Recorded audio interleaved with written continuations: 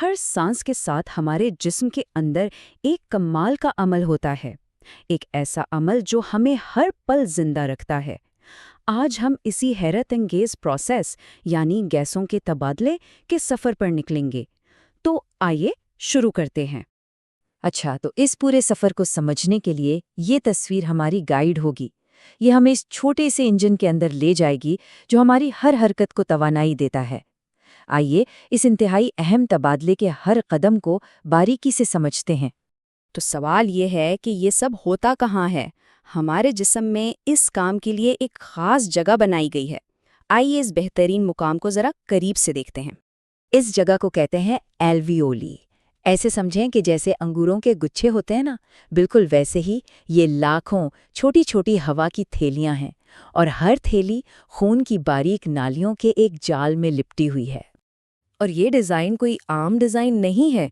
इनकी दीवारें इतनी पतली हैं, कागज़ से भी ज़्यादा पतली, और इनके गिर्द खून की नालियों का एक पूरा जाल बिछा हुआ है।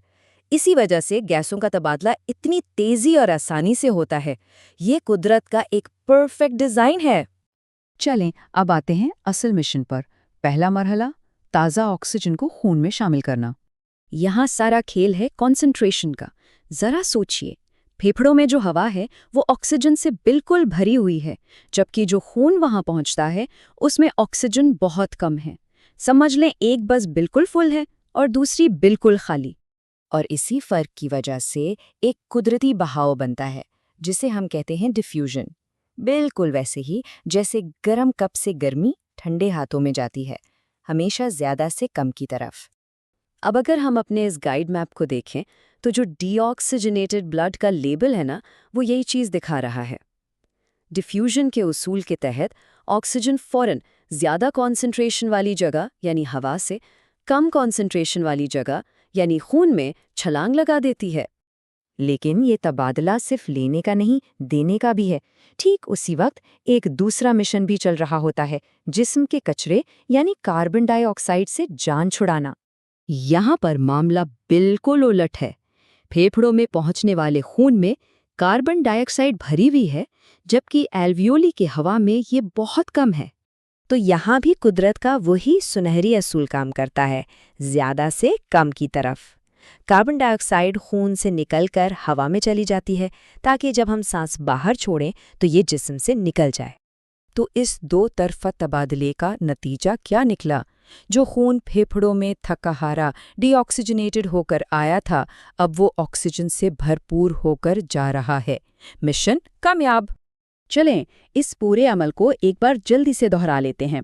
पहला कदम, कम ऑक्सीजन वाला खून एल्वियोलाई तक आता है। दूसरा कदम, ऑक्सीजन खून में दाखिल हो जाती है। तीसरा कदम, कार्बन डाइऑक्साइड खून से बाहर निकल जाती है। और चौथा कदम, ऑक्सीजन से भरा हुआ खून वापस जिस्म में चला जाता है। हमारे नक्शे का ये आखिरी हिस्सा, ऑक्सीजनेटेड ब्लड रिटर्न्स, इसी कामयाब मिशन को दिखा रहा है। अब ये खून एक नई ताकत के साथ फेफड़ों से निकल रहा है, जिस्म के हर एक खुलिये को तवानाई देने के लिए। ये अमल वाकई बहुत ज़बरदस्त है, लेकिन यहाँ एक सवाल पैदा होता है। क्या ये माइक्रोस्कोपिक प्रोसेस हर जानवर में बिल्कुल इसी तरह काम करता है?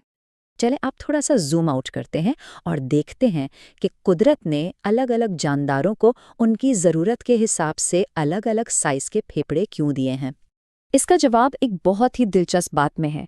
जैसा कि हमारे माखज़ में लिखा है, किसी भी जानदार के फेफड़ों का साइज़ उसकी सरगर्मियों और जिस्मानी साख्त से मुताल्लिक होता है।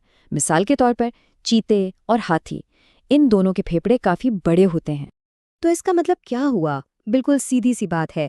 चीते को तेज दौड़ने के लिए, अपने पट्ठों को ताकत देने के लिए ढेर सारी ऑक्सीजन चाहिए, और हाथी इतना बड़ा है कि उसके जिस्म के अरबों खलियों तक ऑक्सीजन पहुंचाने के लिए एक बड़ा इंजन यानी बड़े फेफड़े ज़रूरी हैं।